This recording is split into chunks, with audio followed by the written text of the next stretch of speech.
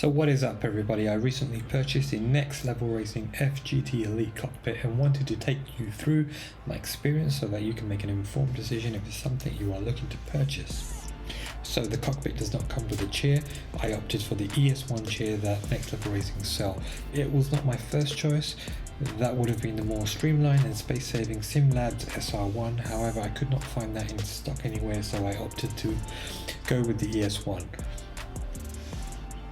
In hindsight, I had no complaints and I would have no problems recommending it. What you see here is me comparing it to my previous Track Racer chair that came part of the Track Racer RS6 kit. My old chair was big and it dominated the rooms. The wings on the headrest in particular were unnecessary, and when you walked into the room, because I had my cockpit facing the wall, all you would see is the back of the chair. That's resolved now with the ES1, especially as I have it in a more of a hybrid / formula position. It is just in general a bit more slim at the top, so I think it overall gives it more of an eerie feel. The kit comes really well packaged and compacted right down. It's heavy and it's too heavy for me to have considered taking it upstairs into my intended room. Instead, I just ferried the parts a bit at a time as and when I needed them. Although at first glance of the instruction book and the amount of parts and bolts do seem overwhelming, the build process itself was a delight. Next Level Racing have taken every step, especially for the premium that you pay, to make this an easy build. I'm certain that an aluminium frame cockpit in the budget range would have been a nightmare to build in comparison to this. Now, I built this cockpit completely solo, with the exception of needing a pair of hands to mount the TV. I did so over the course of a long weekend from Friday through to Monday, but only really a few hours at a time around other things I had going on. At the time, I was still waiting for my Fanatec V3 pedals upgrade. They were still in the post, so I was not in any rush to complete my build of the cockpit. I would say it's doable in a day, and I would estimate about 5 to 6 hours. If there are two of you, obviously it could be a lot quicker than that. Now here you see me trying to mount the DD Pro using the front plate. I paused here because I didn't have the correct bolts in order to front mount it. However, this was an error on my part because I should have been side mounting it. A little bit more on that later.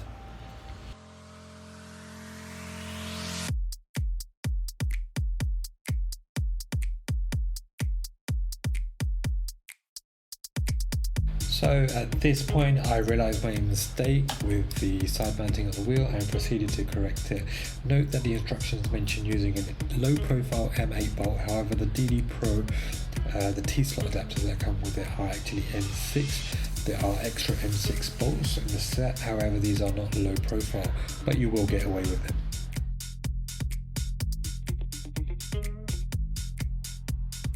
I opted to purchase the direct mount monitor kit also with this, and that's what you see me building here. Here is a pro tip for you. With the set comes a pair of adapters for the motion platform. If you are like me and you have no intention of using the motion platform, don't just put these plates back in the box. You can actually use them under the pedals, given you have them raised like I do.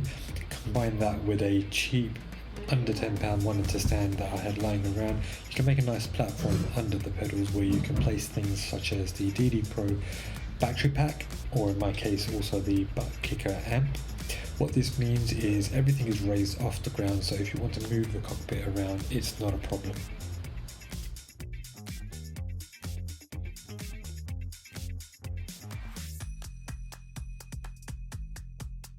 And finally my pedals arrived and I completed the cockpit. Throughout the course of the following week I continued to tweak and adjust the seating position. Thankfully that's easy to do. Here in the video you see the handbrake on the right of my shifter. I've now moved that to the left. I found on the right it was a little bit too far. And here you can see the cable management system. So I've chosen to wrap all of my cables in this mesh and use the provided clips to just clip it to the frame. On the back of my TV, I have the power strip and I have all the cables routed up into there. These foam blocks you see, I was worried about the TV wobbling a little bit and those vibrations going through the frame and the direct mount into the TV. The TV you see here mounted is a 40-inch and it did actually flex quite a lot naturally. With the foam blocks, I felt some of that went away. In reality, when I got to actually playing, the vibrations I found were unnoticeable. And it was only really when the TV was off that you notice it. It certainly is a heavy cockpit, especially given that I've got the direct monitor mounted on it as well. You see me here trying to move it into the corner. Thankfully, because of the raised feet, it was made a lot easier, and the fact that I've got all of my cables routed in a way that they're raised off the floor meant I was able to do this. The door entrance you see here is only a secondary entrance, it's not the main entrance into the room. I've added some padding here in case anyone does enter through there without due care. In terms of sizing, do account for the extra distance of the pedal platform at the front and your chair at the back, so that 120 centimeter length becomes about 160 centimeters here. Now, I found the cockpit to be highly adjustable and straightforward to make those adjustments. That was definitely a complaint I had of previous cockpits and one of the reasons I moved to this one. I am playing in more of a hybrid position, and you see here I tried to keep the wheel as low as possible without hitting my knees. In practice, through the course of the week, I found I was still knocking it ever so slightly, so I've raised it an inch or two since then. I am pleased to say that the cockpit is rigid and solid in a way I've never experienced before, and everything through the wheel is enhanced. So the distance markers that you see on the frame everywhere I think are absolutely essential to making proper adjustments and keeping things level. Thankfully there is a butt kicker mount ready under the chair, so no additional adapter is required.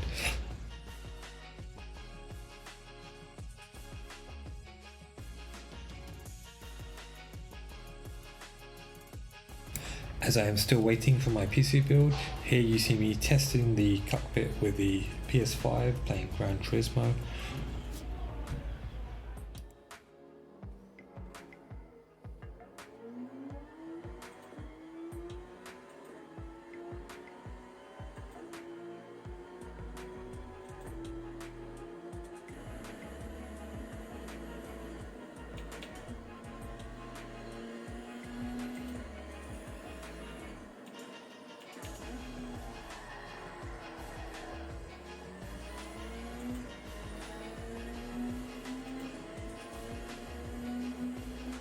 I sincerely hope this video was useful for you.